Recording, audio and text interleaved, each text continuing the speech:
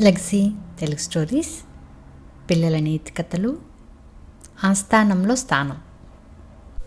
ఓ రోజు నిండు సభలో అక్బర్ చక్రవర్తికి బీర్బల్ విపరీతమైన కోపం తెప్పించాడు. బీర్బల్ అంటే అక్బర్కు ఎంతో ఇష్టమైనప్పటికీ శిక్ష తప్పలేదు. బీర్బల్ను తన రాజ్యం వదిలిపోమ్మని చక్రవర్తి ఆదేశించాడు.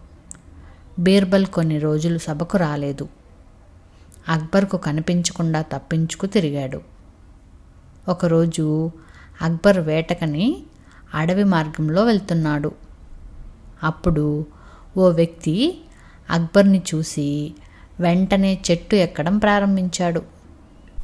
తనను గమనించే ఆ వ్యక్తి చెట్టు ఎక్కుతున్నాడని అక్బర్ గమనించాడు. అందుకే అక్కడే అక్బర్ ఆగిపోయాడు. ఎవరు నువ్వు? నన్ను చూసి ఎందుకు చెట్టు ఎక్కుతున్నావు? నువ్వు ఏమన్నా బందిపోటు దొంగవా? మర్యాదగా కిందకు దిగు, లేకుంటే బాణం సంధిస్తా అని విల్లు ఎక్కుపెట్టాడు అక్బర్. ఆ వ్యక్తి చెట్టు దిగాడు. తీరా చూస్తే అతడు బీర్బల్. నువ్వింకా ఇక్కడే ఉన్నావా? నిన్ను రాజ్య బహిష్కరణ చేశా కదా, అంటే రాజాజ్ఞనే పాటించవా?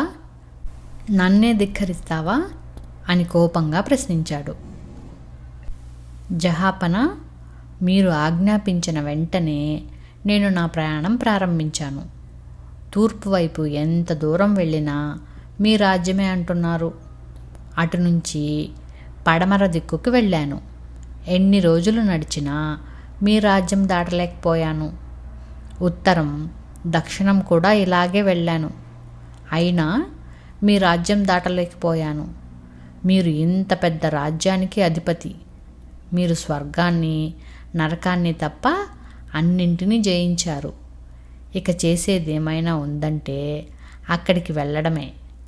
అందుకే ఈ చెట్టెక్కి దూకి స్వర్గానికో నరకానికో వెళదామనుకుంటున్నా అని వినయంగా చెప్పాడు బీర్బల్. ఆ పొగడ్తకు పగలబడి నవ్విన అక్బర్ బీర్బల్ సమయస్ఫూర్తికి ముగ్ధుడయ్యాడు. మళ్ళీ బీర్బల్ని తనతో పాటు తీసుకువెళ్ళి ఆస్థానంలో స్థానం కల్పించాడు.